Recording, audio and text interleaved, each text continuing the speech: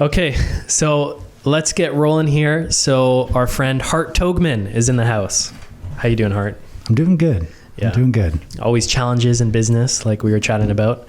Lots of challenges. Yeah, I won't fake it. Things are challenging. Yeah. But we were talking about doing the challenges, doing the hard stuff, pushing through those challenges and surviving is part of life. So yeah, we're in a weird real estate world right now. I think everyone can probably agree to that.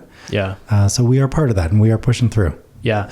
Well, like I was looking at your Instagram and from chatting with you, recently, you've done a lot of really cool stuff in your life that people might not know about. So do you want to just share like a little bit of your story? Like, where did you grow up?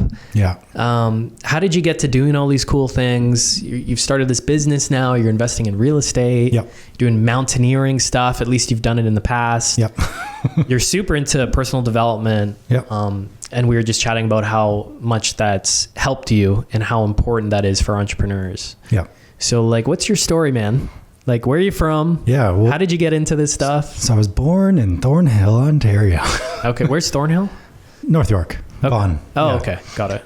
No, I mean, born and bred in Toronto. Grew up in a upper middle class lifestyle. So I didn't go through trials and tribulations as a kid. For the amount of weird stuff that I do now, you would question, like, did you grow up in this environment? And for me, growing up, it was very, standard, right? Went to soccer as a kid, went to private school, got a Jewish upbringing, so I can speak Hebrew and English. And, we've got family in Israel and family all over the world. And so it was a very standard Toronto upbringing. And the world of weird started for me when I was sitting in my living room. I think I was in 18-year-old, maybe a little bit older. And my brother walked in. I was playing Xbox at the time, probably. And he said, "Hey, do you want to climb Kilimanjaro?" I was like, "I don't know what Kilimanjaro is, but it sounds good. So let's do it." And your older brother walks in and wants to do something with you and proposes this cool idea. You're like, let's do it. Where is Kilimanjaro? So Kilimanjaro's in Tanzania. So my brother and I, 4 months later, I think, flew to the middle of Africa. We hired a local outfitter, which was our first mistake, and we climbed Kilimanjaro. We had grown up and done some camping, as a Boy Scout, but my parents, camping is going to a Holiday Inn instead of a little bit nicer hotel. But my brother and I were always into the outdoors. I later found out in my life that I've actually got grandparents and great grandparents that were farmers and carpenters and all of these like hands-on trades that I didn't know was in my DNA. But my brother and I flew out to the middle of Africa and we climbed this mountain. And Kilimanjaro it's a hard mountain, but it's essentially like the tourist mountaineering destination. So when people talk about climbing a mountain, it's probably Kilimanjaro. Yeah, it seems to be that way. Yeah, and it's essentially a hard hike, right? So you're not doing traditional mountaineering, as I've come to learn. Like scaling up rocks. Yeah. There's no ropes. There's no ice axes. It's not a glaciated peak. There's a glacier at the top that's eroding, sadly, or melting. But when we were climbing Kilimanjaro, we went out and borrowed camping gear from friends and family. We had no idea what we were doing. My brother had some like ex-army fatigues that we were wearing. We probably looked like idiots. But we started to climb this mountain. And as we were climbing, yeah, total city boys, borrowed everything. But you're climbing this mountain, and to me, it was the most beautiful experience I'd ever been through in my life. You're going through every single day a different ecosystem. So you start in the jungle, and it's wet and tropical, and you climb up into like alpine forests, and then you climb a little bit further into like an alpine desert. And every day you're experiencing a different ecosystem. And all alongside these local guides who are climbing this thing in flip-flops and shorts. So you feel like a total idiot. Yeah. We got up, I think it was day 4 of 7. And we went to bed that night. My brother was looking kind of ill. And we climbed into our tent. And it was kind of stormy outside, a pretty like typical mountain evening. And my brother got really sick, started throwing up, felt terrible, shaking, sweating, fever. And so in our heads, he's got altitude sickness that we had read about, that we had been warned about. I wake the guide up in the middle of the night. He looks at my brother, goes, "Yep, he's got altitude sickness. We got to get off the mountain." And we did a 16 hour climb down the mountain in the middle of the night while things were coming out of every hole, thrown up in the middle of the jungle, and just an absolutely horrid experience. And we got down off that mountain. My brother and I both had intestinal parasites, not altitude sickness. Oh. And we were sick in bed in the middle of Africa. We went to an African hospital, which was a terrible experience that I never wish upon anyone. And, while we went through that experience, it was very much like this brotherly bond, right? Like we had never had beforehand. We grew up, we fought, we beat each other up. He mostly won. Yeah. And it was this bonding experience. And, we came home and he said, I never want to climb a mountain. I never want to do anything like that again. And I was hooked. And it was like, that was it for me. This was an experience that I wanted to recreate a little bit better, hopefully. Yeah. But that was my first foray into this world of doing hard stuff and growing because of it. And so, the same experience that he said I never want to have again in my life, I was like, I'm gravitating towards this now. How old were you then? I think between like 18 to 20. Oh, wow. I've lost track of the time now. I'm in my late 30s already, but I've lost track of that time. But it was relatively early in that stage of, your brain is developing into an adult. Mm-hmm. And I think just doing hard stuff really resonated with me, right? It made me push myself a lot harder. So I was working in advertising at the time. I, was living a standard life, and I got into this thing. And at the same time, I was working hard, 12, 14 hours a day as a young guy in advertising. And my first cousin ended up getting diagnosed with Hodgkin's lymphoma. So he's going through cancer treatment at Sick Kids Hospital. I'm visiting him, trying to live this life of advertising and family person and getting involved. And the experience of seeing him go through that treatment at Sick Kids made me want to do more. And I was like, I need to do more. I need to find my way of doing more. And I had this mountain climbing experience, and I had this hard work ethic that I was instilling in myself from the world of advertising. And so I started a charity to raise money for Sick Kids Hospital by climbing mountains. I was like, hey, cool, man. Let me climb mountains and, raise some money doing it. And by accepting that once a year I was going to climb a mountain and I was going to train for that, I embarked on this journey of pushing myself hard and harder and harder. And I found that people gravitated towards it. I made awesome friends through it. You meet people on a mountain who have that same mindset of doing hard shit. Yeah. And it's, you find your tribe essentially. And, a good buddy of mine, Adam, joined the cause. He's my co-founder of that charity. And you build that brotherly camaraderie with people when you go through hard stuff, right? You don't build bonds by going to the spa together, right? Yeah. Maybe some do, but when you're sitting in a tent with 100-mile-an-hour winds, freezing your ass off, huddling together with guys who are going to keep you alive and are trusting you to keep them alive too, you really build this bond. And I think that was the start of that journey. And I've kind of gotten hooked to it. Yeah. I like doing hard shit. And so you're still doing it once a year? You do a mountaineering? So we don't do the charity climb once a year. We kind of pretty much ended that journey of raising money for Sick Kids. We reached our goal. We climbed, I think it was for 10 years straight almost. We did 1 year where we did 5 mountains in 5 days on our 5th inaugural year. But I still like to do mountaineering, right? And so whether it's mountaineering true, climbing with a rope team and ice axes on a glaciated peak, or just going out and hiking in the mountains, I think that there's like a cathartic experience that happens in the mountains that, you build that camaraderie with people, you get time to yourself at the same time, you dig deep and push harder than you've ever pushed beforehand. And I think that's where real growth happens. And you get true thought, you get inspirational thought. And it's why people love running too, right? You get that time to yourself, that time to think while your body is doing hard things. And, you can really evolve as a person in that way. Oh, wow. Yeah. So true about running, like hitting that wall, hitting what you think your limit is, and then just, I'm not quitting. I'm not quitting. I'm going to keep pushing. I'm going to keep pushing. That's kind of how you find out who you really are, like what you're made of. Cause you're like, I want to quit so badly. I want to stop, but I can't. And mountains will really help you do that in the same way as a run. Cause I like running out and back, right? I know because if you run 5K out, you got to make it home. Yeah. Right. You're not calling an Uber. Yeah. And the same way with the mountain, if you're pushing to the top, you got to make it down. Right. And most accidents on mountains happen on the way down. It was like 80% because most people are focused on the top. And we talked about this a little bit before we started rolling, but it's the same as any journey, right? If you're just focused on that moment where you hit the top and you get that beautiful view, in mountaineering, that may be a minute, maybe 10 minutes, maybe 20 minutes. People spend years training and months climbing Mount Everest. I think the average time spent on the top of Mount Everest is like 5 minutes and 45 seconds. Wow. So you're spending all this money and time and effort for that one moment. It has to be about the journey, and you have to make it down, right? And that's a non-negotiable. So if you're pushing yourself all that way and you're expending all that mental energy and focus on just reaching the top, you're screwed on the way down. So building that mindset of pacing, the same as marathoners, right? You got to go out slow. You got to take your time. You have to somehow enjoy that journey up so that you can also enjoy that journey down, or at least make it down alive. Wow. Yeah.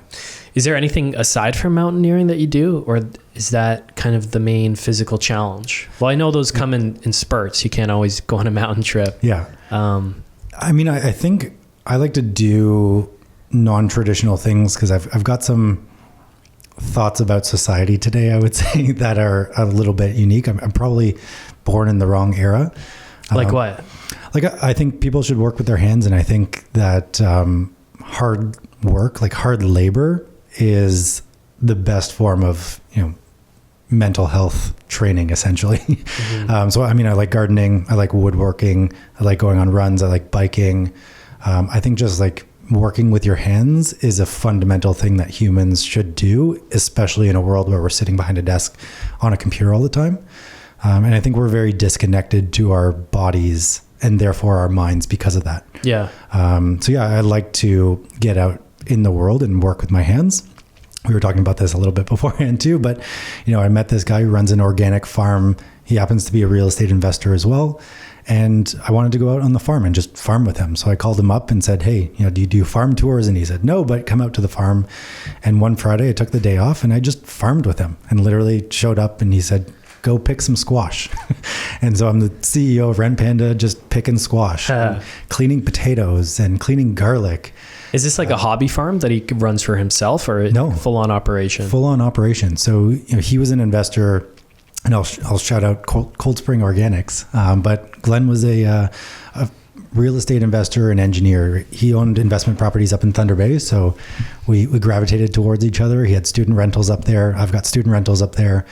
And as he started to have kids, and I think had his third kid, he just looked at the world and said, what am I doing, right? I'm an engineer and I'm a real estate investor, but my kids are eating crap, and I'm living this life of, city-based experience without community.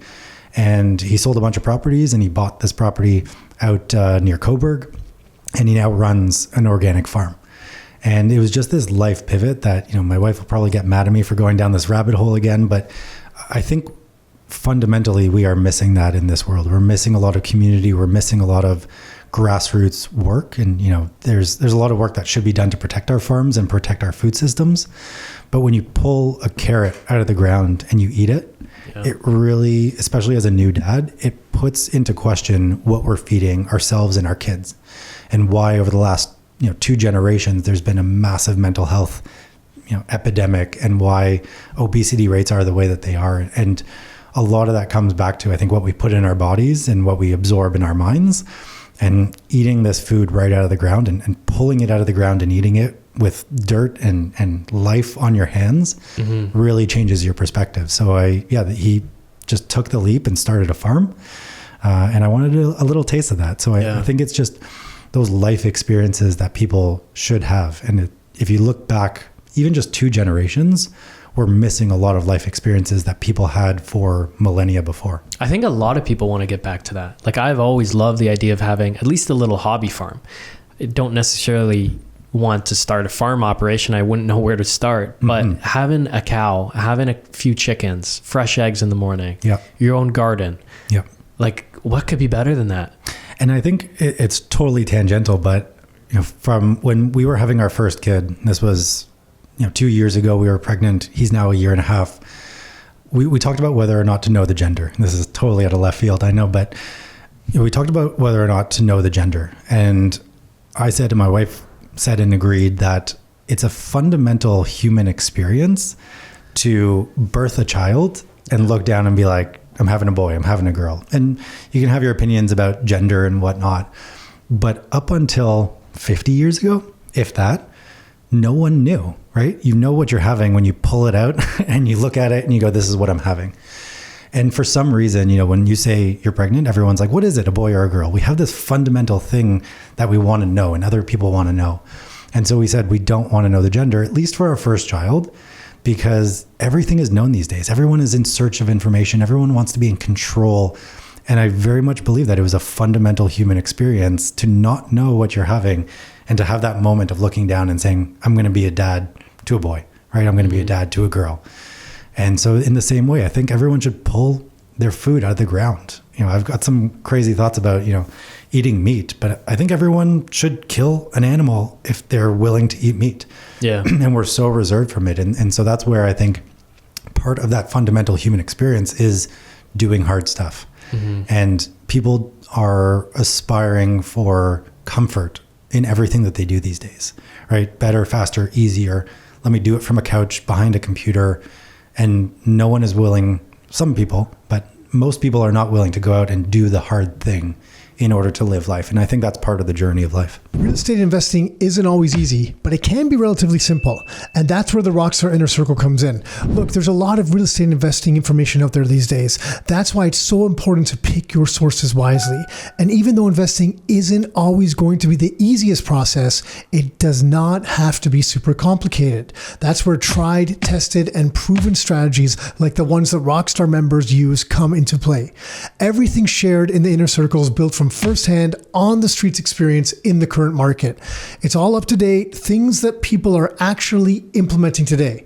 In fact, the ongoing courses are delivered live, so they're always up to date with the absolute latest real life experiences. As a Rockstar member, get ongoing access to over 20 different systems and programs covering things like which properties investors like and why, our private rental system, what opportunities the investors are scooping up in student housing currently, the legal side of investing, why or how to use corporations as an investor, a mortgage class with the absolute latest options and programs to build your portfolio as an investor because they're different than a regular home buyer. And there's a whole ton more in all those different classes. Of course, to implement all these strategies, members get access to unlimited private one-on-one coaching with an actual human experienced investor, not an AI chatbot, not ChatGPT or anything like that. It goes beyond training classes in real estate. It's a community for people looking to take control of their own finances, to give themselves options and allow them to live life on their terms. With ongoing live and virtual opportunities to connect, it's built for investors by investors. You can see everything members get at rockstarinnercircle.com/member. It's Rockstar Inner Circle. Yeah. So what attracted you to real estate then? And how and when did you get into real estate and why? Yeah, so I'll blame my brother again. This is becoming a trend that I'm. You wanted some hard, uncomfortable shit to do. So you're like, I'm going to start investing in real estate. Yeah, so it's funny because I've never thought about this before, but my brother has brought a bunch of crazy ideas to the table. But I was working in advertising. My brother was finishing his PhD. He was going down this academic route. I was a capitalist through and through, advertising for large companies, and he was up in Thunder Bay and had a less than ideal rental experience, right? So I think we've talked about this beforehand, but there was this old website, terrible renting experience up in Thunder Bay. And he looked at it from an academic perspective and just the thinker that he is and said, like, what is this? Like, how is this how people are renting? Yeah. And it was a terrible website. You had to e-transfer someone $20 to get a Word document of the listings in town. This is in 2016, right? Wow. So not that long ago. Yeah. You get a Word document for $20 and then you go out and look at those properties. And he was just like, this can't be how rentals are everywhere. And, in Toronto at the time, it was viewit.ca. And viewit.ca was an archaic website that was terrible to use. And again, 2016, this wasn't 2000 or 2005. Yeah. So we just looked at it and said, there's got to be a better way and let's build software, right? Software is hot. Let's be this prop tech. Let's hit that hockey stick curve. Let's make a ton of money. And you hadn't been investing in real estate yet at that point? No, not at all. Oh, So the world of real estate was completely foreign to me. I was a tenant at the time. I was working in advertising. I had no idea about real estate. Oh, interesting. So we decided to build software, and I'd done digital advertising beforehand. So I knew how to build a brand. I knew how to manage developers. I was like, I can do this. A website's a website. And as we went down this journey of building the website, building software, engaging with landlords, I started to understand that investing in real estate was a vehicle for people to make money, park their wealth, hedge against inflation, all of these reasons why these landlords that we were serving were in real estate. And when we met more landlords, we started to talk more about investing. And as we talked more about investing, we realized the lucrative nature that investing can bring. And as we got deeper and deeper down that line, we built software, and then the software wasn't doing as well as we thought. So we went back. And that was primarily an advertising platform, or what were you trying to do with that software? It was a marketplace, right? So it was a place for tenants to search for properties and for landlords. That's right. I remember that with Rent Panda. Yeah. And it was a marketplace like any other. And this was before Facebook Marketplace really took off as the rental marketplace. But there was many, like there was PadMapper. Yep. Zumper is still around. Yeah. I don't know how well it's doing. Yeah. Kijiji, rentals.ca. This was when Craigslist was still a rentals.ca, but like specific ones for rental listings only. Because Kijiji was always the classified king in Canada, at least. In the States, it's always been Craigslist. Yeah. And viewit.ca was the leader, especially in the GTA. Yeah. So we thought we can build a better system than this. And most of them were just marketplaces, right? So it was a place to post a property, message a landlord, and then you're off platform. So the whole idea was build more tools into the marketplace and then keep everyone within that and create this hub where all of these spokes can be added on and add to the life cycle of a landlord and a tenant. Yeah. And it was a good idea, but I think landlords, well, from what we learned, landlords weren't actually looking for software as a service. So as we started to push out, we were trying to push more and more usage of the platform, as one does. We were advertising, and people were still using the cursory marketplace, but not the software built behind it, right? Not all of those added tools. And we pushed and pushed and pushed and pushed. And then I read a book, and I'm going to forget the name of it, but it was one of those like lean customer development books. And we realized that we were building what we thought people wanted. And we went back to the drawing board and actually had one-on-one conversations with almost every single landlord on our platform. So posting was free. You got free photography. You got access to a bunch of free product. And then we went out and said, hey, can we buy you a coffee and just understand what you actually want? Smart. And in our heads, we were going to have them feedback all of the software that they wanted, right? Let's get all this information from them. And we asked them questions. Some of them were leading. We weren't great at survey development at the time. But the end of the questionnaire was the one question that I took from this book. And it was, as a landlord, if you could wave a magic wand and the perfect solution to solving your problems, which was all just a fear of unpaid rent and tenant caused damage, could be put in place, what would that be? And we thought, an AI-based system to evaluate your tenants and message them and, find you the best tenants and then just push it out to you. Mm-hmm. And all of them looked us in the eye and just said, just find my tenants and manage my property. And we were like, holy cow. So we are building software for people that don't actually want software. Yeah. So at that point, we pivoted the business. We started leasing. We started property management. We started paralegal, and it took off. And so software is still there. We're tech enabled. We use our software. It's still available to landlords that want to use it. But 99% of the business is a service offering. Yeah. And we just listened to the marketplace, right? We listened to what people said that they wanted, and we went down that path. Yeah. And I guess starting to earn profits and actually get some money coming in, like it's a clear indicator that the market is telling you. Yeah. Yeah. And it's a journey that is sometimes hard to swallow, right? Because there's a lot of ego when it comes to starting a company. And we had done a lot of hard stuff. I was talking to our director of leasing yesterday, and we're building a little piece of software now. And he said, holy shit, building software is hard, right? You're mapping out the user experience and trying to build it, working with developers. And we did that for years, right? It was 3-4 years of building this behemoth of a piece of software to try and revolutionize the industry. And we essentially just had to say, park that to the side and build this service offering. Yeah. Which was really, really hard to do when you have so much blood and sweat and tears in this product. Yeah. But it has been the success of the company. And I think from an entrepreneurial perspective, it's the reason why we survived. We're able to just shed ego and say, if it's not right or it's not right anymore, let's find the thing that is right. Yeah. And adapting to the marketplace is absolutely key. And again, we were talking about this beforehand, but we're going through a tough time right now in the industry, right? And it's been tough in the past, and there's been this roller coaster of experience. But ultimately, if we can survive this tough time, there will be, the light at the end of the tunnel, and it will be good again. Yeah. And I think from an investing perspective, it's the same thing. So on the personal investing side, to answer your question at the end of the day, I wasn't personally invested in real estate until that point where we gave up on the software and we started to get on the ground with landlords and their properties. And I frankly got sick of seeing other people make so much money while we were cleaning up all of the crap, right? And I always say that, as a property manager, we are the garbage men of real estate, right? Investing is sexy, but there's garbage that comes along with it. And property managers do the landlording when you don't want a landlord. Mm-hmm. So as a property manager, we came on board and we were doing all the hard stuff, and the investors were making the majority of the money. Yeah. And that's just the model, right? And that's the business that we chose to go into. But as a personal investor, I was like, wait, why aren't I on both sides of the coin? So we started investing, but we were able to start investing in the segments of the market where we saw opportunity.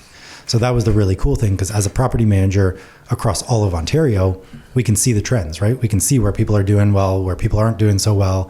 We can see when a market ebbs and flows, and we can adjust our investing strategy as individuals and as a family with that insight that we get as property managers. So what did you start investing in? We started investing. Where's the opportunity, Hart? Yeah. So both when we reveal the cards, I don't know. Yeah. So I'm happy to. And I think it's one where I don't like to gatekeep, and we don't have anything proprietary on the property management side other than a little bit of software. But ultimately, we think that we are the best property managers out there, or among the best, because we do everything possible to protect investors and to set up the systems to make it efficient to property manage and to make it profitable for the investors and ourselves.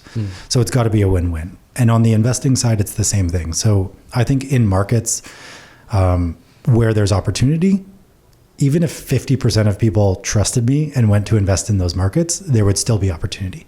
Maybe a little bit more saturated, but I think there would still be opportunity. So right now, when we look at the Ontario rental marketplace, which is where we operate, I think that there's a huge opportunity in tertiary markets.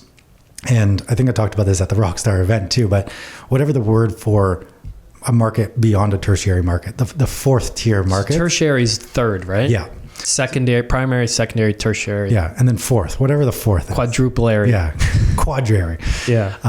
But when we look at, as an example, Toronto is clearly a primary market. Yeah. If we go into a secondary market, let's call it Hamilton. Yep. If we go into a tertiary market, we may look at Welland. And then if we look at Fort Erie, that's probably your fourth tier market, right? And so when you look at markets outside of the tertiary markets, or just the tertiary markets themselves, I think there's still massive opportunity, not with all of them, but with some of them. And when we look at where people are moving, where people are investing, where there's growing economy, where there's growing infrastructure, there's still a ton of opportunity in Ontario. And right now, we're still at a point from an interest rate perspective where people are afraid to invest. I think that's quickly going to change, probably by the spring market. But right now, people are still sitting on the sidelines, right? Everything is more expensive. People don't have as much to invest, and they're waiting for those rate drops. So I think that there's an opportunity right now to invest in those tertiary markets in standard rentals, right? People are talking about flips being back. They're talking about, duplex conversions coming back, because there are opportunities to get value on the purchase, right? You see a property that pops up for $700,000 in Welland, go in with an offer of $500, go in with $450, go in with super aggressive offers, because you will find some sellers who are looking to sell no matter the price.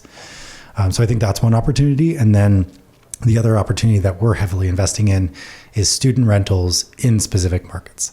So I think we talked about this last time too. I think privately, but not on the podcast. Okay. So student rentals, are a massive opportunity for cash flowing property. in some of these markets, you're not going to get the appreciation that you will in some of the hotter markets. You're not going to get the lift of a duplex conversion in a refi. But where I'm at in my stage of investing is, not to bring it back to farms, but let's build the farm, right? Let's buy those properties that we can milk for the next 5, 10, 15, 20 years, right? And properties in Thunder Bay, in Kingston, in Belleville, even out in London now, they are cash flowing very well with student rentals. And we're doing international student rentals. So the trend in international students has obviously grown. Now it's starting to dip off. And a lot of people, again, are super scared, right? I get the question every single time I mention I'm an international student rental investor. Well, aren't you afraid about, the permit cuts? And the reality is if you look at the trend, even if we lost 50% of our international student enrollment, we're still at 2022 levels, right? That's only 2 years ago. And the growth curve was just hockey stick like, right? And year after year after year, more and more students were coming through the door. And so those international students are also staying post-grad, right? They are becoming the young professionals. They are becoming the largest segment of renters very, very quickly. So if we can build houses or, convert houses and create rental housing for that demographic, we will be good, not just for now, but we will ride that wave of permit drops, and it's likely to come back up. But we're also building housing for the future rental ecosystem. Yeah. Yeah. Many of those young professionals, they just want to rent bedrooms. Like they just can't afford to rent a full unit themselves. Yeah. Like back in the 70s, 80s, 90s, you get your own little bachelor apartment once you're done school. All right, I'm done with the student rental. I'm done with the roommates. No. Like times are different now, and the housing isn't there. Yeah. My first rental on my own was a 1,200 square foot, 1 bedroom. Yeah. In this market, that would be cut up into 4 bedrooms within that space. Right? We're seeing 2-bedroom rentals at 500 square feet now. So yeah, it's a totally different market. And I think it was interesting because we pushed ourselves and our data providers. So we work with Door Insight. I think we've mentioned them a couple of times beforehand, to pull data on the secondary rental market, right? So anything outside of purpose-built rentals. And it's a data set that doesn't really exist out there. Rentals.ca does their own, but we're pushing the aggregate. So we're looking at Facebook and Rentals.ca and Kijiji and Zumper and the MLS to really pull in what does the secondary rental market look like. And we pushed pretty hard to have the data for this podcast. And so when we look at the rental rate drops that have been happening, and hopefully that's not a shock to anyone listening, but rents have come down the last 9 months straight, right? We're down 2% from where we were last year at this time. In certain segments, we're down 7% if you look at the condo market. And the only portion of the rental market that has increased in rents is room rentals. Right? So 1, 2, 3 bedroom places, condos, single family homes, duplexes, triplexes, they've all come down. Except for a couple key markets. Thankfully, some that were invested in. And come down from what point? Like what was the peak? We really hit the peak like September of last year. Okay. Right. So almost a full year. There's been a few September fluctuations. 2023. September 2023. Yeah. Okay. Probably the last time that we spoke here on the podcast. But yeah, so the rates have been dropping. Some months were slower. We looked at Toronto rates, and some months lose 0.2% or 0.1%. And there's a little influx as the market gets hotter. But overall, we've come down significantly. And what do you attribute that to? Essentially, everything in the economy right now. So everything is becoming more expensive. Less people are moving. But the rental supply has not changed. So supply is overshadowing demand. So rent rates come down, especially in some markets. And I think we've talked about some of those beforehand, but there was a lot of investment in the last 3 years in some of these secondary and tertiary markets. And so as those duplex conversions, those new condo builds are coming to the market, there's just not the tenant demand for them. And ultimately, as rents continue to increase, less and less people want to move. And, immigration rates tapered a little bit. And so there's lots of factors in terms of why rents are coming down. Yeah. But ultimately, and you'll probably bring up, inflation versus deflation and then Bitcoin, as you convinced me to read a couple of books before this podcast. Ultimately, everything is getting more expensive. And while a lot of people argue that there's a housing crisis in Canada, which I don't disagree with, there's also an affordability crisis. And from a tenant perspective, the affordability crisis overshadows the housing crisis. And so more and more people are building multi-generational housing or renting multi-generational houses. More people are getting into non-traditional family units, right? Come 4 or 5 young professionals deciding to live together in a rooming house versus them all getting their 1 or 2 bedroom units like they used to. Yeah. So the dynamic is shifting there, and there just isn't the demand for rentals like there was beforehand. I think the stabilization that's happening, because I don't think it's a crash, I think it's a stabilization, is a good thing, right? I think rents kind of got out of hand for a while. People were pushing rents. Mm-hmm. They need to come down a little bit to kind of hit the right balance between the need for housing and the affordability crisis. Yeah. I think it's easy to forget how crazy COVID was. Yes. Like, what a period of chaos where everything just broke. Yep. Everything broke. Like, houses were going up $100,000, within the span of 3-4 months. Yep. Like, it was absolutely crazy. Everyone was moving out of the city. Like, dynamics around work were changing. Yep. Like, I mean, you had zones that were like one city was locked down, the other city beside it wasn't. Yep. You got people moving over there. Yeah. More freedom, more space. Like, it was absolutely bonkers. So like so even though, let's say they peaked out, kind of near the end of COVID or shortly after COVID, call it fall last year, it's like you look back at 2020 and it's like, everything is still up from 2020. Exactly. Not just rents, like everything in the entire world is up. Yeah. And the craziest thing that I think that happened was that money was so cheap. So cheap. And that pushed so many people into this world of landlording because mortgages became affordable. And I think, we've got this vision at Rent Panda that everyone can be a landlord. And it is a very different vision than everyone should be a landlord. But ultimately, not to say bad things about landlords and investors, because they are our clientele and they are what the business is built on. But we have never seen the amount of people calling us up who don't know what they're doing, who have not invested in themselves to educate themselves on what being a landlord is. Yeah. Right? I've never, the world of Facebook groups is crazy at best, but I've never seen so much misinformation. And this isn't, Russia getting involved in pushing out misinformation. This is the uneducated landlord providing information to the further uneducated landlord. Right? And it's such a terrible ecosystem for new investors to jump into. And because money was so cheap, everyone thought that they could be a landlord. Everyone thought that it was an easy way to make money. And a lot of people in this market right now are becoming landlords because they can't sell their property, right? So I can't sell my property. Instead of taking that $100,000, $200,000, $300,000 haircut, I'm just going to rent my property. And it's easy. Right? I'm just going to find a tenant because there's a housing crisis, and that's what the media is pushing. And those are the people that are coming to us.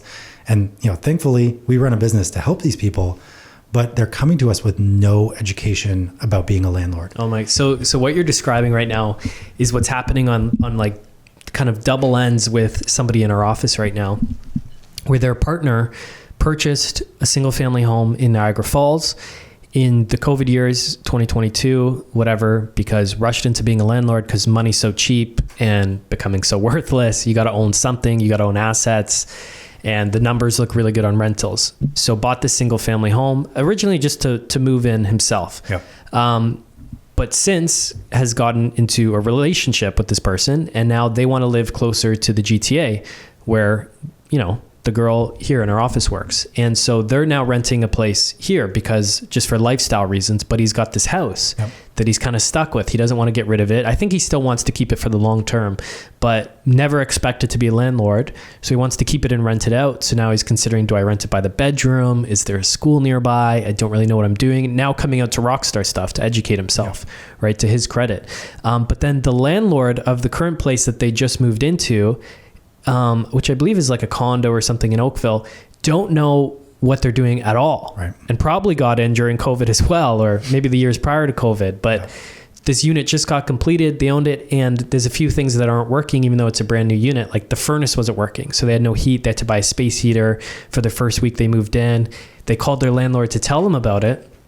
She's like, well, I don't know what to do. Do I call like building maintenance? Like, Do I have to call someone else? Like, who do I call for this? Yep. And so they're trying to work with the landlord to like help educate them. They're all trying to figure it out together. Like, okay, we got to get this furnace solved. Yeah. So it's just a whole lot of chaos going on. Yeah.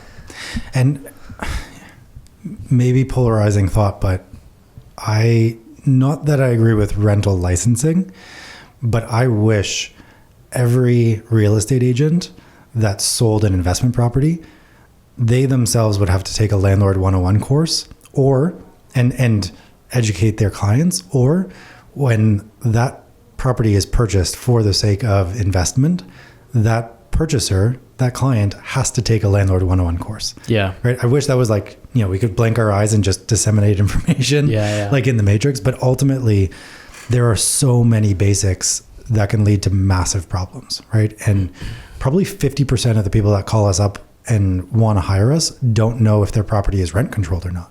Right. They've bought a new condo and they're like, oh, do I increase rent next year by 2.5%? I'm like, no, it's a new build. You increase rent however much you want. Mm-hmm. Like, I don't even know what rent control is. Like, the basics of landlording need to be understood so that people don't get into situations where they make mistakes that'll cost them tens of thousands of dollars, or have them end up at a tribunal or end up at a human rights, commission or human rights claim. Like, there's so many problems that you can fall into that basic education will help avoid. Yeah, you're completely right. And to me, like, these are all just consequences of the money being broken and so many people being forced into owning these assets to somehow try to protect their purchasing power going forward, and not knowing what to do, and seeing that real estate has seemed like a safe, reliable investment for pretty much their entire lives, and something that they can count on, buying a condo, buying a second home to try to protect their purchasing power. And then you get this as a result. You get a whole ton of confusion in the rental marketplace. Yeah. Property prices being pushed up for people just trying to buy their first home. Yeah. I think we're also stuck in a North American societal ideal of home ownership that really has only been in place since World War I, World War II. Like, everyone wants to own a home, and everyone wants to own a second home, and everyone wants to own a cottage property.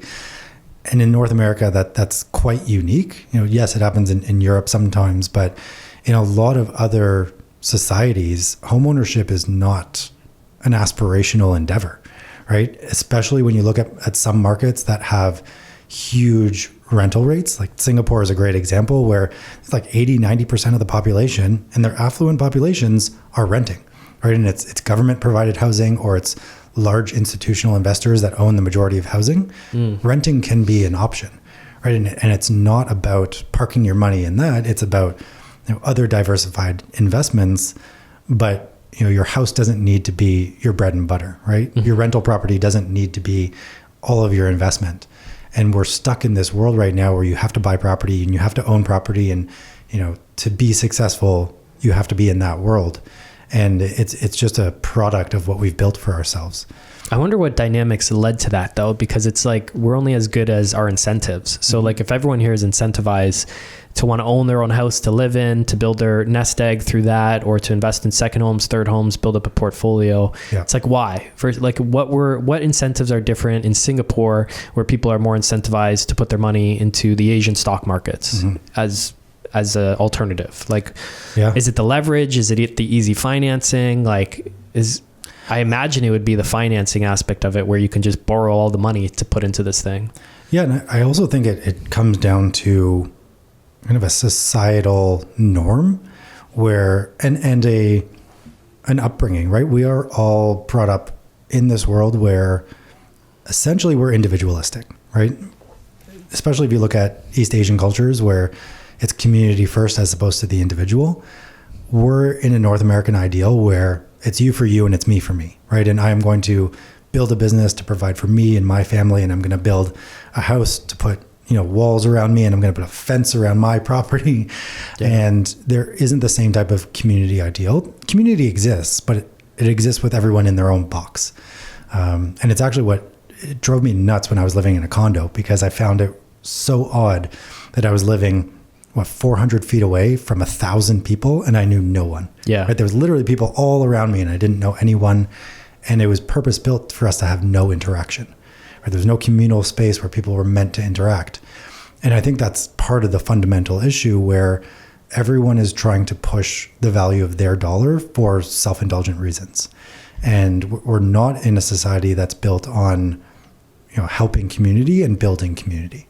Mm-hmm. And so when that's the case, everyone is on this linear path of how do I accelerate me and my little avenue of people. Yeah. So I think, yes, money was cheap and it was a way for people to park their money, but that was just, a blip in a few years, right? And things will ebb and flow. But I think as a society, we are focused on ourselves as opposed to on others. And I think that's a fundamental issue with society these days. Whereas, there's a reason why you and I'm assuming you're in the millennial cohort. I think I just squeaked in. Yeah.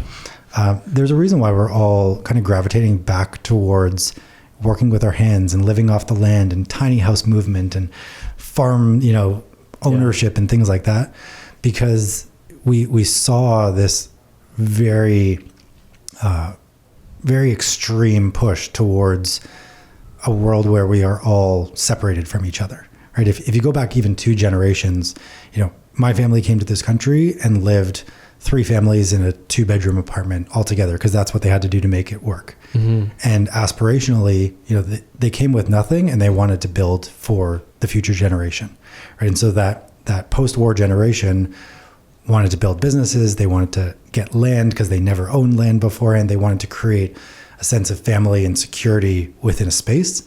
And then the boomer generation, their parents weren't successful, some were and some weren't, but they were all about pushing extreme success. Yeah, and so, materialism. Exactly. And the more you own, the better off you are, the more society, smiles at you. Mm-hmm. And we grew up in that, and now we're becoming, adults of our own. We're having families of our own, and we are a product of that environment, and we are rebelling against it where, why is minimalism a trend these days? I've had a minimalist on the podcast twice. It's something I'm super into. Right. And all of these trends that really went to an extreme coming out of like post-war generation are now flipping to the other extreme. And I think we'll land somewhere in the middle. But I think we're just a product of the last 2 generations that have come before us. Yeah. The pendulum swings. Yeah. And you're like, this isn't working for me. Right. Too much crap, too much materials. Right. Cut down. Focus on experiences. Yeah. And not to go down the Bitcoin path of you, but, more and more people are saying, why invest in real estate, right? Like real estate was such a vehicle for wealth and generational wealth for the last 2 generations, right? Commercial, industrial, residential real estate in general. And now we all have kind of seen it and pushed towards it.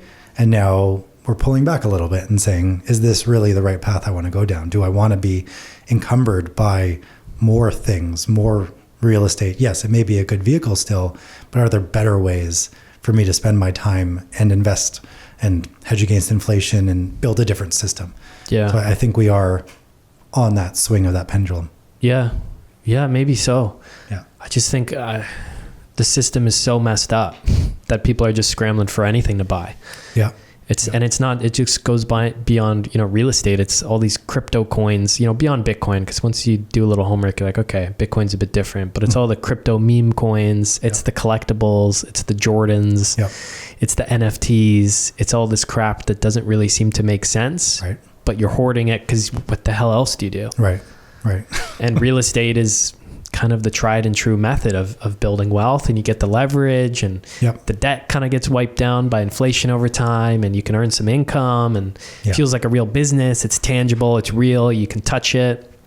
And there's another thing that you just can't help but anecdotally notice, which is real estate investors are some of the wealthiest people I've personally ever met in my life, if not the wealthiest. I don't know too many super successful business owners. I do know a few, fortunately now, but I definitely didn't when I was younger. Mm-hmm. And it was but then I've met hundreds, maybe even thousands at this point of real estate investors that have gotten a ton of success from and they're the wealthiest people I know. And it's not the people just putting their money into the mutual funds and index funds that have the freedom and stuff that, I was aspiring to. So I met all these real estate investors at a young age. I'm like, okay, there's something to this where these guys have more wealth and freedom than anybody else I know. I'm just going to do what they do, But I think it's also what we're seeing in our lives these days, right? So now there's a trend about buying businesses. And I think, the old school businesses are coming back to be of interest because there's going to be a massive generational wealth transfer,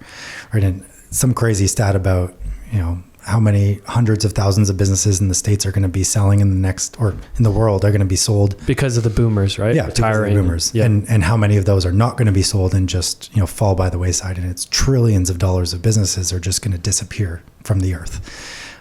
Because our generation is on this different path of, you know what? I don't want to own a laundromat or a metal finishing plant or, and anything on that realm of I want to old dance on industrial. TikTok. Exactly. Yeah. But I think real estate has been that vehicle that we've seen, whereas the generation before us probably saw, typical industry and business ownership as the means to wealth. Maybe not generational wealth, but at least wealth at its core. Mm-hmm. But we're starting to reject that. And, there's a reason why our generation is going down this path of trying to collect memories and not necessarily things. And, I've been working hard over the last year to join a lot of personal development groups and focus on myself. And more of these real estate investors who have made it, right? They're retired or semi-retired or have time freedom. They are advocating and really, yelling from the rooftops that like taking care of your body is number one. Yeah. Right. Collecting memories is number two. Living life for the purpose of living life is what they aspire to do now when they reach that point of time freedom. And so I think, us at our stage in life have the opportunity, and those even younger than us have the opportunity to look at that and go, maybe I don't need to have a $20 million net worth and be bringing in $40,000 a month to get to that point. Maybe I'm happy with $80,000 a month and the things that I have, and I can still collect memories and do things at that level. And I think $80,000 a month would be pretty good.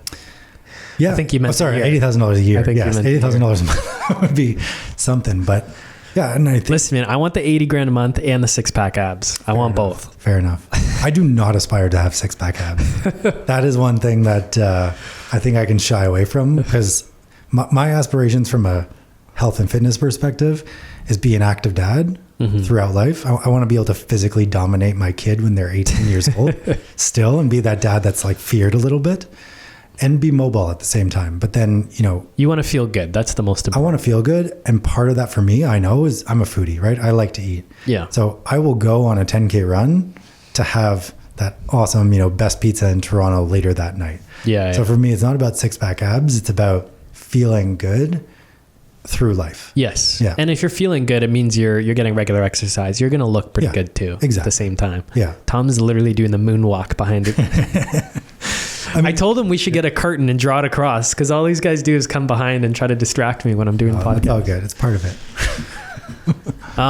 Yeah. See, and I always lose my train of thought when they do it too. All good. All good. Yeah. Feel good, look good. Yeah. And I mean, I think of personal development. So yeah, these guys are successful guys that have kind of had some success in real estate, gotten some time freedom, maybe some even location freedom. And now they're like, I feel like shit. It's time to focus on my health. Yeah.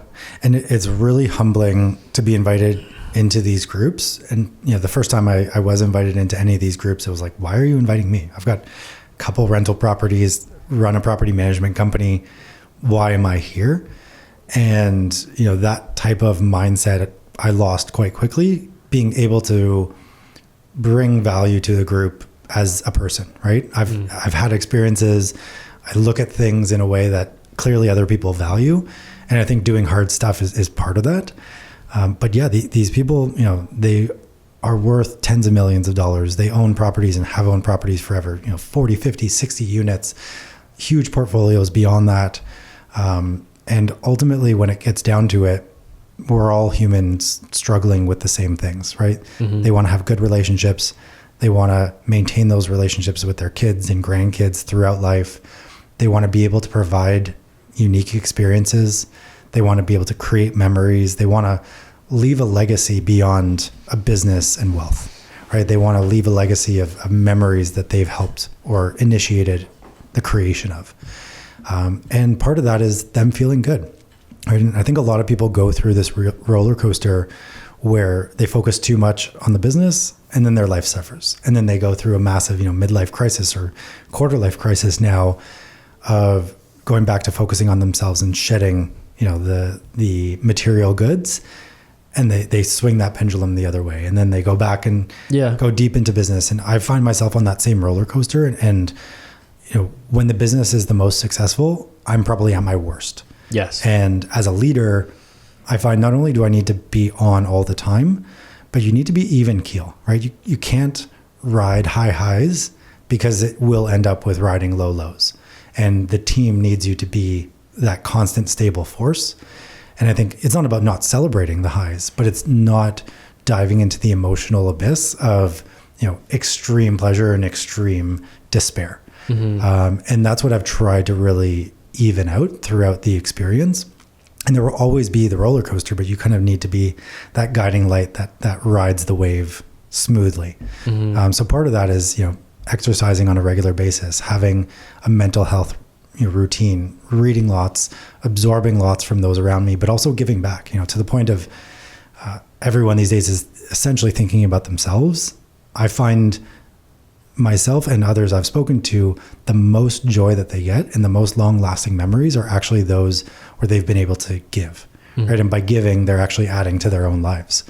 So I've talked about this for the business in particular is I really aspire to run a profitable business for the day that I can call up my employees and say, hey, surprise, I'm giving you a massive bonus because we did amazingly. Yeah. Or here's a huge raise that'll help you and your family, right? We've got people on the team that have made more with us than their families have ever made, working their day jobs. That's cool. And empowering that and pushing that, right? Like to be able to say to a property manager in any small town in Ontario, we're going to get you to a 6-figure salary as a property manager.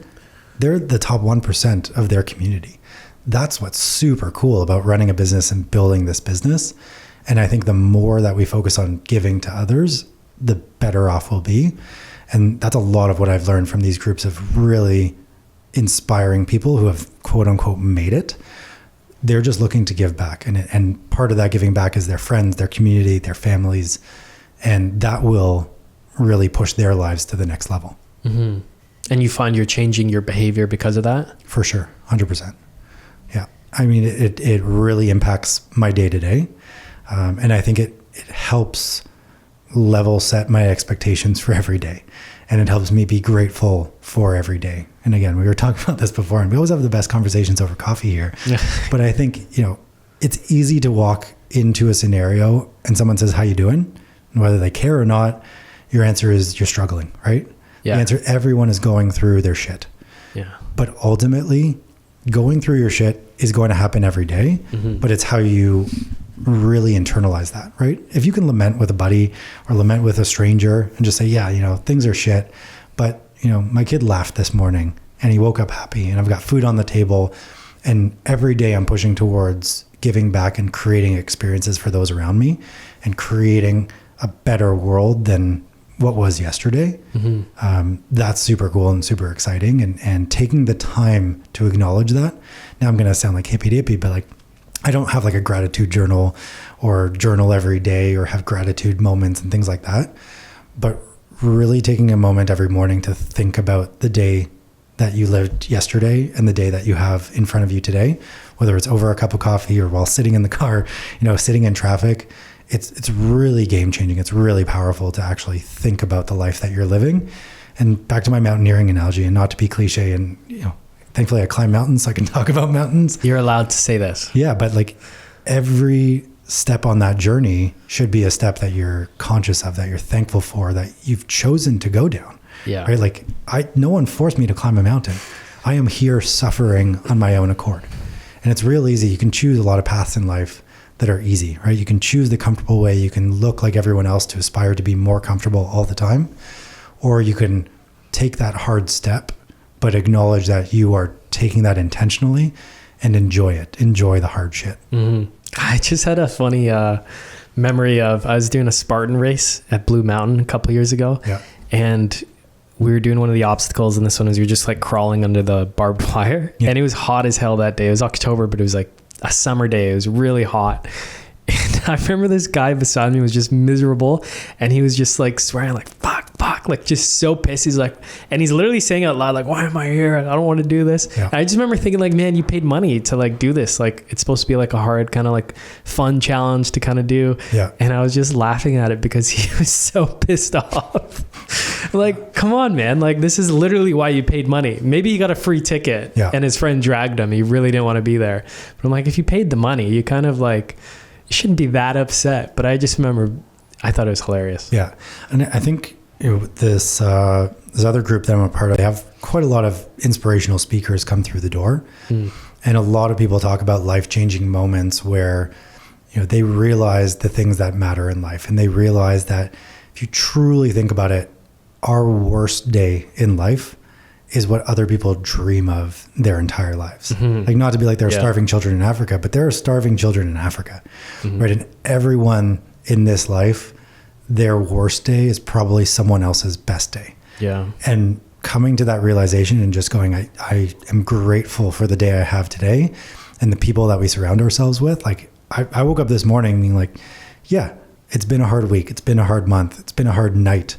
But I'm coming out and filming with you guys. Like, the fact that I get this opportunity and that we get to have this conversation is fucking cool. Yeah. Right? And the fact that people are going to listen to this and call me up in a month's time and be like, I listened to that podcast and here's how it helped me, or here's what I took away from it. Like, those are experiences that not just for starving children in Africa, but for a lot of people are amazing opportunities and amazing days in their lives. So like, why not be super thrilled about today? Yeah. Yeah. It's like that quote, like, past you would have killed to be in the position that you're in right now. Yeah. And it's like with all the problems you have, if you're dealing with tenants, you're dealing with all these properties, it's like past you was one day like, dude, how the hell am I going to get 3 properties? Yeah. I can't even foresee getting 1 property. Yeah.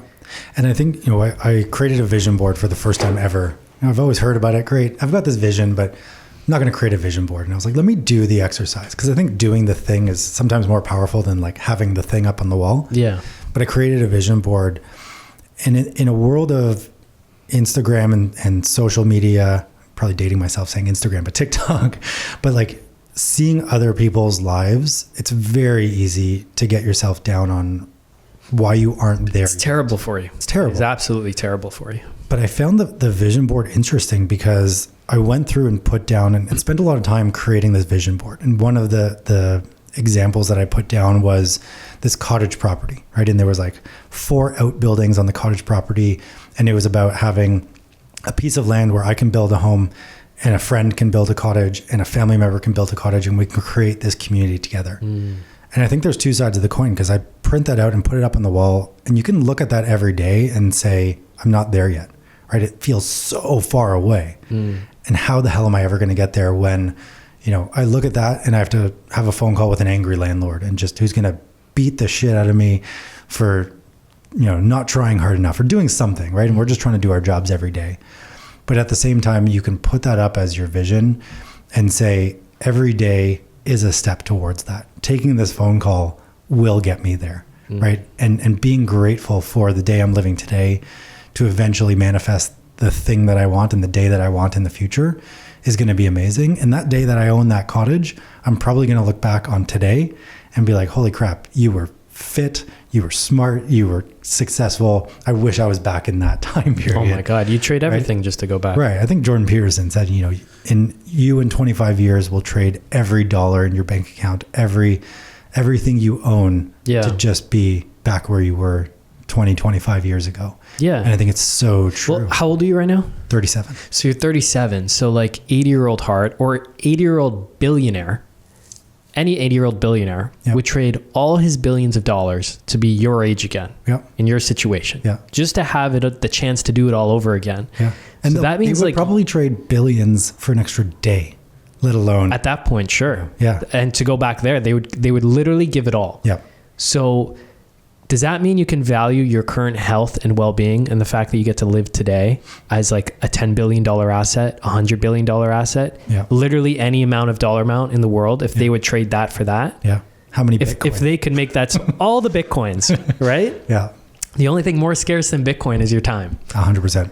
Yeah. So, and even when you get into Bitcoin, you have to realize, well, what the hell did I build all this Bitcoin wealth for? Yep. It's time to put it to work, to enjoy my life, to give back, to pass it to my kids, to whatever. Right. But it's the human time that's the most scarce thing. Yeah, for sure. And I think my viewpoint is the human connections are a lot of what we're missing these days.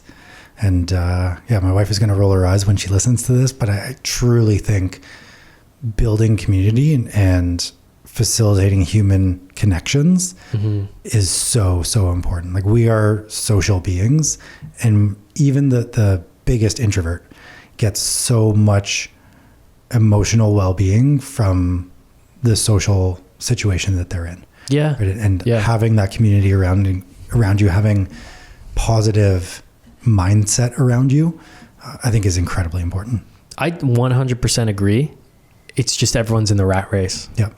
Everybody's just struggling and trying to stay on the treadmill and make their bills the next month. Yeah. It's a big problem. It is. And it's hard. I find it hard to find like-minded people, right? Like, without going to a hippie commune, what's the middle of the road there that we can find? Because I feel like we are so far down this side of the equation where we're all trying to build something for ourselves. You know, I don't want to be a hippie and join a commune, but I want to find some balance there. And I find it hard to do that, because when you talk to people, there's glimpses of that world that we can create, but then people fall right back into that rat race that you're talking about. Yeah. But then how do you do it? Yeah. You almost need examples set. Yeah.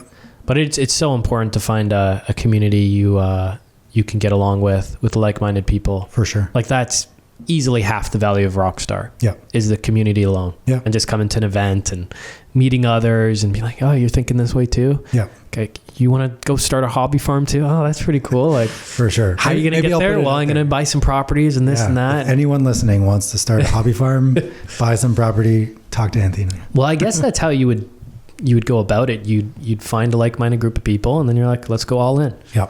But it's tough, right? Because you're abandoning so many ties keeping you here, and so many uncertainties and unknowns. Yeah. Like, I don't have any kids yet, but when I do have kids, like, homeschooling to me seems like a no-brainer, because the education system, in my opinion, is so flawed. Yeah. Like, you waste so much of your life in traditional education learning about absolute hogwash, bogus stuff you're never actually going to apply in your life. You mean like grade 12 calculus hasn't helped you on a day-to-day? Like grade 12 calculus. And it's like, teach me about taxes, teach me about financial literacy, teach me about how to maintain my body, health, fitness, compound movement, exercises, fresh air, nutrition. Like, we could be thriving if we learn this important stuff. Yeah. And we just had a great talk at one of our VIP events, Jim and Jamie Shields. They're like our partners in Florida. They build all these hundreds of income properties in Florida, but they also run this business called 18 Summers. And I don't think they even make much money on it, really, but it's more so to bring together like-minded entrepreneurs like you're talking about, and people that are trying to get to the most important things in life, which is spending more quality time with their family and this and that. And they were describing how they raised their kids, and their kids didn't go to traditional school. They essentially homeschooled them. They said a mix of, I might butcher this, Waldorf. Is it Waldorf? And Montessori, and then homeschooled. Right. But then they would just, F off and go for 4-month trips, rent an RV and go up to Nova Scotia for 3 months, and go to Costa Rica for 3 months. And now it's like their children are... We're still going, eh? We're still going. Maybe we should cut it. I don't know how long we're going. I don't know either. Tom's poking his head and saying you're still going. Noon. So maybe we'll cut it soon. But anyways, to finish here, and now their kids, like, one of their passions was fishing. His whole life. So everywhere he'd want to go, they would make a point to, like, okay, we got to take him out fishing. We got to spend some quality time doing what he wants to do, fishing. And now he's 22, runs his own fishing charter business out of Florida. Right. Literally the captain of his own ship, and just bought his first rental property. They didn't help him out financially. He built up the savings. He lives in it, but now he wants to start building out a rental portfolio as well. And it's like, you figure it out, you deal with the financing and stuff. But that kid is set up so much better than I was by the time I was 22, just trying to figure out the basics, Yep. taxes, what's starting a business about? Like, how do I learn about entrepreneurship? How do I find a market opportunity? Yep. How do I take care of my body? How do I take care of my health and nutrition? It's Yep. like that kid's set up already, Yeah, for you sure. know? And so it's just clearly a better way to live. But then, you know, you're living in the GTA or something. You've got bills to pay. You've Yep. got a mortgage. You've got bills. You need the husband and the wife working. Yep. And you got to put your kid in school. Yep. Homeschooling, where do I even start? Like, you don't have the time or the money or anything for that. Yeah. So But I think we also get caught, even as entrepreneurs, in the path to nirvana, right? And I think we constantly aspire to make it better, faster, cheaper, and all of that. Mm-hmm. But it's hard to note when to pull back. So as an example, property management is work order management, right? It's how efficiently can we get a call from a tenant and push it through the entire system to then solve that issue in the fastest, cheapest, and best experience way possible. So, we were trying to build that for a very long time. There's a company, BidMe, that we now partnered with. And imagine having a work order come, there's a leaky sink in your rental property, right? You as a landlord need to call around, find a plumber, have them go out to the property, have the whole system to deal with it. We were trying to build that for a long time. BidMe created an awesome solution. We tapped in with them. Now, leaky tap report comes through, pushes out to BidMe. 5,000 contractors can bid on that job. And the system is automatic and enabled for the contractor to go out, to solve the problem, to report back, to get paid. It all happens seamlessly. wow. So now all of that time that we used to take to manage that work order is now free. Mm-hmm. But my brain automatically goes to, okay, now what's the next thing that I can do with that time? Of course. To make Yeah. it better and Yes. fast. And I never stop and go, oh, let me take that time and the time of all of my property managers who are normally managing those work orders to then go home early and play with your kids or homeschool your kids or do the things that you want to do. We're just stuck in this loop of, great, I solved that problem, on to the next one, on to the next one, on to the next one. Well, because prices are going up. Fair enough. You're on the rat race. What's the rat race? You got bills to pay. Maybe, but then I'll also say, prices are going up, but maybe I need less, right? Like we're on a journey right now Fair. to... Yeah, there is a point where you can say, okay, enough. Yeah. We're on a journey to buy a new house right now because we're having our second kid in March. We need more space. Well, do we? Yeah. Right? We've got a 3-bedroom house, but one's an office. Okay, do I need more space? Can the kids not share a room? Like 2 generations ago, 2 families would share a room. Yeah. Let alone Yeah. 2 kids. No, you're right. There's that angle. So of it. we're on the... Yes, I do agree everything's getting more expensive.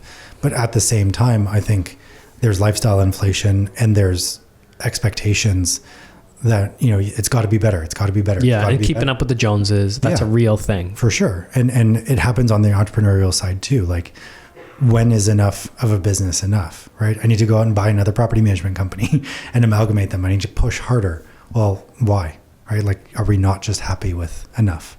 Mm-hmm. And that's something that I think we all struggle with every day. Yeah. Yeah. Sounds like you need a farm, dude. Sounds like I need a farm. Yeah, my wife is going to be real pissed. Well, not that she's against the farm, but I think, I think there are fundamentals to life that I am missing. And I think I need to slowly go down that path and start to achieve them. Yeah. Yeah. Well, I think that's the first step, right? You have that vision in your head and you hold it. And I know it's on the vision board. Yep. And one step at a time. But that vision board thing is real, man. Like, For manifesting things is real. Yeah.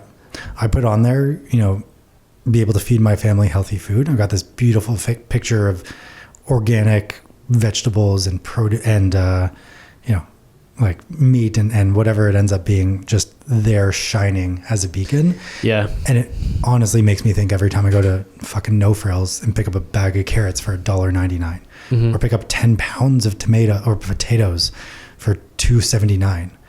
And, when I was out at the farm pulling potatoes out of the ground, it's like, these should not be $2.79 for 10 pounds, right? These should be valued a lot higher. And to your point beforehand about deflation versus inflation, like, that potato is worth a lot more than it is sitting on that shelf and the true cost of it.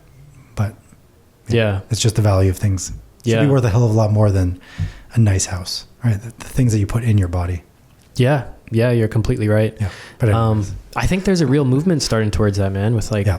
with RFK Jr. and the stuff he's talking about, that Yeah. huge political movement of make America healthy again. Like, when is making a country healthy again ever been a top political talking point yeah. in a political campaign? Yeah. And I mean, America needs it more than anyone. They're the sickest nation on earth, Yeah. and the wealthiest, if you go by GDP. But Yeah.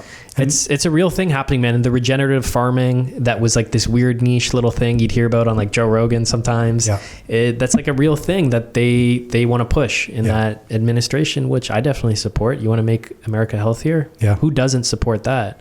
And I think when you become a parent, it really underlines it. Like seeing the things that my kid puts into his mouth and eats, it makes me think about the person that he's growing up into and the world that we've set up around him, and all of those aspects of his life influencing who he becomes. And it really makes you think about every little thing, for sure.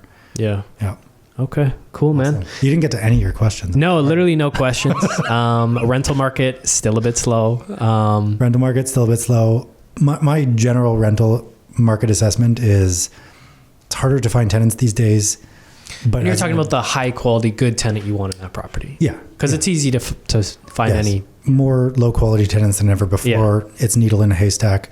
But on the investing side, on the landlording side, on the tenant placement side, the name of the game is you have to work harder these days than you did beforehand. Right? You have to work harder to purchase the property. You have to work harder to find the quality tenant. You have to work harder to educate yourself to be able to manage that quality tenant throughout the tenancy. The one trend is you got to work harder for your dollar now than you did a year ago, for sure. Yeah. Yeah. 100%. Yeah. So if anybody wants to reach out, interested in Rent Panda, interested in starting a farm, whatever you want to do, how can they reach out? Yeah. I mean, just on rentpanda.ca, all the contact information is there. We're on Instagram, mostly on Facebook as well, and really pushing out our content over the next year on Instagram to do just that, educate more landlords. Yeah. So I've got a mandate to push out Landlord 101 content almost every single day. And I think that's where we really want to engage with people. We want to get more voices involved to educate those who are in the landlord game. Yeah. To make everyone's lives better, make tenants' lives better, make landlords' lives better, make everyone more money. Put in that effort now to be able to reap the rewards later. And if you've got some land and want to sell it, give me a shout. You got a buyer. Yeah. So, and I don't want to speak for you or commit you to it, but you've generally been at all our Your Life, Your Terms events in the past few years. Yeah. So it's likely that Hart is also going to be at our event coming up in April. So we do these twice a year now. He was a speaker actually on a panel and at the event at our October event. So Your Life, Your Terms event is another great chance to connect with Hart one-on-one. For sure. I think I've been at every single one in the last 4 years, and it's all awesome. Yeah. So it's very cool to see the community, because year one, we knew no one, and it was all about introducing ourselves. And now I feel like the majority of the event, I'm just shaking hands with clients, past customers, people that we know, other real estate investors. So it's a super cool, fun time. Yeah, cool, man. It's such a good group of people. Awesome. Yeah, cool. Hart, always a pleasure. Thanks you so much, man. My pleasure. Take care.